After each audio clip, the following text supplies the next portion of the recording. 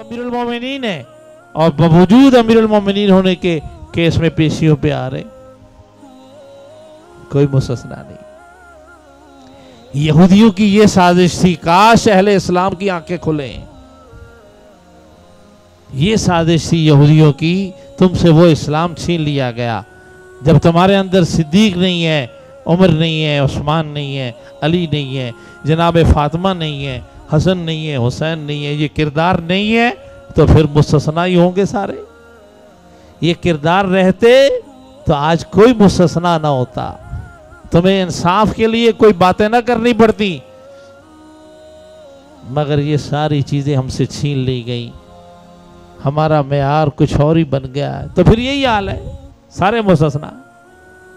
اور جو چور ہیں، ظالم ہیں، پکڑے ہوئے ہیں، وہ بھی عیش میں جوں تک نہیں رہیں گی۔ اللہ، جہاں مجرموں کا یہ مقام ہے، مجرم ہو کر بھی ان کے چہرے پہ کوئی ذرا شرمندگی نہیں، حیا نہیں، کوئی انہیں سزا کا خوف نہیں، کچھ بھی نہیں جن پر، وہاں کے شرفاء کا عالم کیا ہوگا جو مستثنا ہے۔ فاروق اعظم رضی اللہ تعالیٰ عنہ مسکرائے اور کہا اس کا جواب میں نہیں دوں گا، میرا بیٹا دے گا۔ عبداللہ بن عمر کھڑے ہو گئے، کہا اللہ کی قسم، ابا کو بھی ایک ہی چادر ملی تھی، یہ دوسری چادر ابا کو میں نے اپنے حصے کی دے دی ہے، جس نے اس کی قمیض بنا لی ہے۔ جو معاشرہ فاروق اعظم کو دوسری چادر نہیں لینے دے رہا، وہ دربار بنانے دے گا؟ کون سا فاروق اعظم؟ کس عمر کی باتیں کر رہے ہو؟ اللہ اکبر، اللہ اکبر، گلیوں میں گھوم رہا ہے اور اللہ سے وعدہ کیا ہوا ہے، میرے مالک، میری رعایا میں اگر کوئی بھوکی بکری بھی مر جائے تو عمر قیامت کے دن اس کا حساب دے گا۔ ایسے کردار آج زندہ ہوتے تو آج ہم کہاں ہوتے، لیکن ان کو متنازع بنا کر، جھگڑے بنا کر چھوڑ دیا گیا، بجائے دماغوں اور نسلوں میں ڈالنے کے نکالا گیا۔ حضرت فاروق اعظم رضی اللہ تعالیٰ عنہ، اللہ اکبر، کیا بات کر رہا تھا دربار کی؟ ہاں، حضرت شہر بانو وہ رہ گئی تھی، صبح سب صحابہ جمع ہوئے تو آپ نے حضرت امام علی مقام، حضرت سیدنا امام عرش مقام، سید الشہداء، اللہ اکبر، اللہ اکبر، راحت مصطفیٰ، جانشین حسن مجتبیٰ، نائب علی المرتضیٰ، نور عین فاطمۃ الزہرا، امام حسین سید الشہداء سلام اللہ تعالیٰ علیہ کو بلایا۔ بھول گئے یہ کہانی، کاش کسی دربار کی یہ کہانی بھی کسی محفل میں سنائی جاتی۔ اتنا ظلم کی انتہا، صفوں کو اتنا مٹا دیا گیا۔ حضرت فاروق اعظم رضی اللہ تعالیٰ نے امام حسین کو بلایا، خود نکاح پڑھایا۔ 12 امام یاد ہیں؟ 12 اماموں کی اماں کا نکاح کس نے پڑھایا؟ کبھی یہ بھی تو سناؤ میرے دوستو، دل و دماغوں کو کھڑکیاں کھولو ذرا۔ نکاح حضرت فاروق اعظم نے پڑھایا، اور نکاح جب پڑھایا تو بیٹے بھی موجود تھے۔ انہوں نے کہا حضور یہ کیا؟ کل سے میں خوش ہوتا پھر رہا ہوں، مجھے کسی نے یہ کہا ہے، یہ نکاح آپ نے کل کہا تھا یہ شہزادی ہے، شہزادے کے لیے ہے۔ جس نے سنا اس نے بھی کہا میں نے خود کل آپ سے سنا، آپ نے کہا تھا۔ تو حضرت فاروق اعظم کے الفاظ کیا تھے؟ قربان جائیے، اہل بیت کا کوئی عاشق بیٹھا ہے تو فدا ہو جائے۔ دیکھو اہل بیت سے محبت کیا ہے، کیا کوئی کرے گا؟ جتنا بھی کر لے گا کچھ نہیں کر سکتا ہے جو فاروق اعظم نے یہ جو کی۔ اپنے بیٹے سے کہا، اے بیٹے، میں اپنی بات پہ آج بھی قائم ہوں، شہزادی کا نکاح شہزادے سے ہی کر رہا ہوں۔ کہا حضور شہزادہ تو وہ ہوتا ہے جو خلیفہ وقت کی اولاد ہو۔ انہوں نے کہا بیٹے جب خلیفہ وقت کی اولاد شہزادے ہیں تو نبی کی اولاد،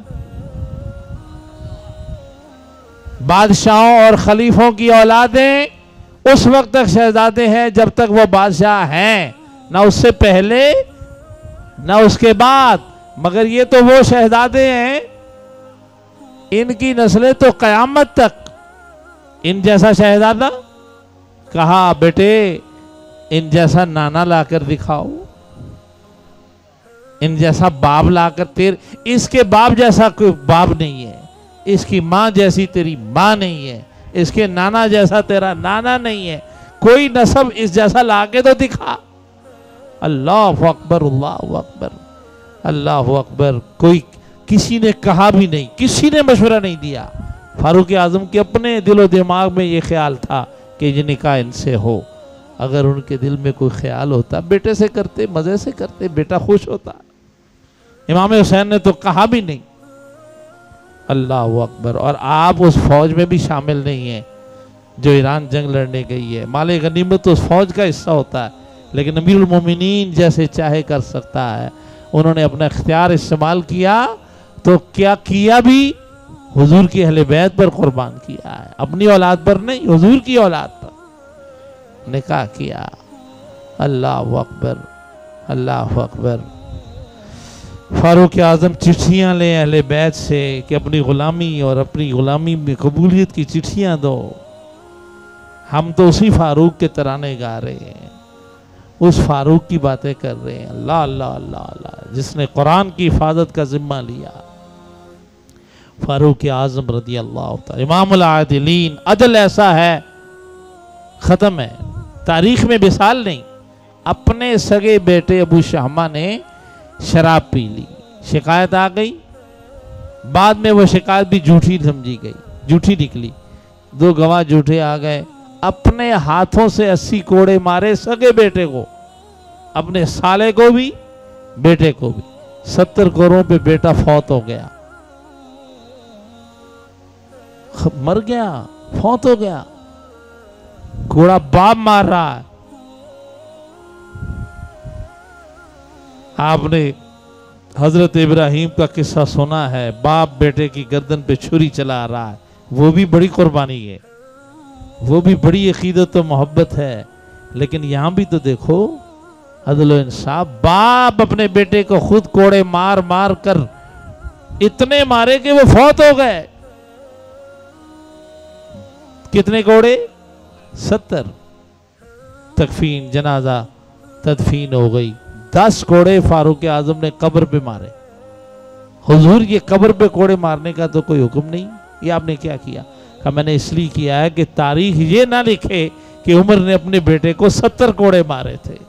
تاریخ لکھے تو یہی لکھے کہ جو قرآن کا حکم تھا عمر نے وہ پورا کیا. اللہ اکبر، اللہ اکبر. ایسا امام حکمران کاش کہ ہماری طبیعتوں، مزاجوں، محبتوں، عقیدتوں اور ہمارے رسم و رواجوں اور ہمارے قانونوں، ہمارے رہن سہن میں ہوتا تو آج ہماری حالت یہ نہ ہوتی. یہودیوں کی یہ سازش تھی، وہ اس میں کامیاب ہو گئے. مسلمانوں حضرت عمر فاروق پہ پڑھو، ان کی سیرت کو اپناؤ، زندہ کرو اپنے اندر وہ رسم عقیدتیں، وہ سچائیاں، وہ بندگی کے انداز، خوف و خشیت. سارا زمانہ جس کے خوف سے لرز رہا تھا وہ خود اپنے رب کے خوف سے کتنا لرزتا. رو رو کے ان کے چہرے پہ سیاہ لکیریں پڑ گئی تھی. یہ ہے فاروق اعظم رضی اللہ تعالیٰ عنہ. سبحان اللہ، سبحان اللہ. اللہ تعالیٰ حضرت فاروق اعظم کے درجات بلند فرمائے اور برسنے والا نور اس محفل میں بھی عطا فرمائے.